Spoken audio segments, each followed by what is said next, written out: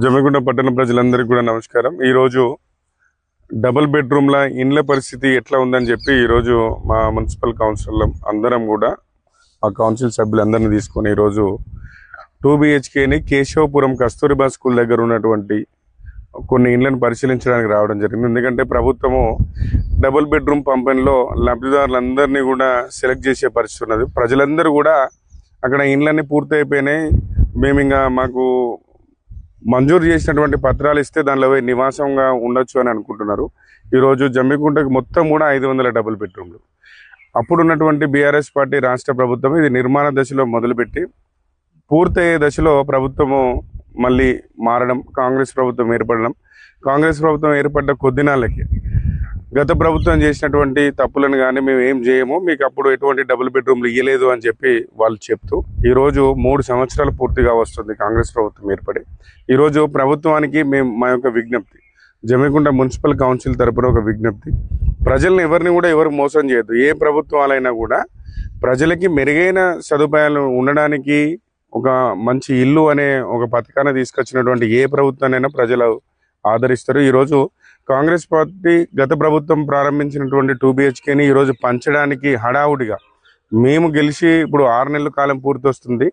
6 నెలల నుంచి ఇగో రేపు అని చెప్పి వాళ్ళు ప్రచారాలు చేస్తున్నారు. నిన్న పొంగులేటి శ్రీనివాసరెడ్డి గారు కూడా, గౌరవనీయులు గృహ నిర్మాణ శాఖ మంత్రి కూడా, తప్పకుండా పేద ప్రజలకు మిగిలిన ఏదైతే రిమైనింగ్ వర్క్ అక్కడ పెండింగ్ ఉందో ఆ యొక్క లబ్ధిదారునికే మేము నగదు ఇచ్చి ఆ కన్స్ట్రక్షన్ పూర్తి చేస్తాను. ఉదాహరణకి జమ్మిగుంటలో 500 ఇండ్లు.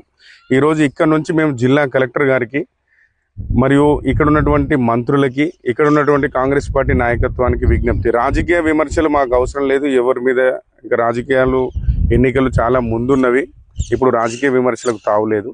ఇక్కడ ఉన్నటువంటి మీరు ఎవరికైతే లబ్ధిదారులకు ఇస్తారో ఒక్కసారి ఆ లబ్ధిదారులని, మీరు మంజూరు చేసిన లబ్ధిదారులని ఒక్కసారి డబుల్ బెడ్రూమ్ ఇళ్ళని వాళ్ళనే పర్యవేక్షించమనండి. లేదంటే మీరు కూడా రండి. లేదు ఇక్కడ ఎంత ఖర్చు అవుతుంది, ఎంత నిధులు కేటాయిస్తే ఈరోజు ఈ డబుల్ బెడ్రూమ్లు అన్నీ పూర్తిగా వస్తాయి. ఈరోజు ప్రజలకి అబద్ధాలు చెప్పుకుంటూ ప్రజలని ఆశగా ఎదురు చూసే విధంగా ప్రభుత్వాలు చేయొద్దు. దయచేసి జిల్లా కలెక్టర్ గారు, స్థానికంగా ఉన్నటువంటి మున్సిపల్ కమిషనర్ గారు, హౌసింగ్ పీడీ గారు, ఎంతసేపు ఇక్కడ 240 ఇండ్లు ఉన్నాయని చెప్పి కస్తూర్బా స్కూల్ దగ్గరనే ఇక్కడ నిర్మాణ దశలో రేపొద్దున వచ్చి నివాసయోగ్యంగా ఉండడానికి ఉన్న ఇండ్లు మాత్రము 24 ఇండ్లు మాత్రమే నివాసయోగ్యంగా రేపొద్దున వచ్చి ఊడ్చుకొని కిటికీలో దర్వాజాలో పెడితే ఉండొచ్చు.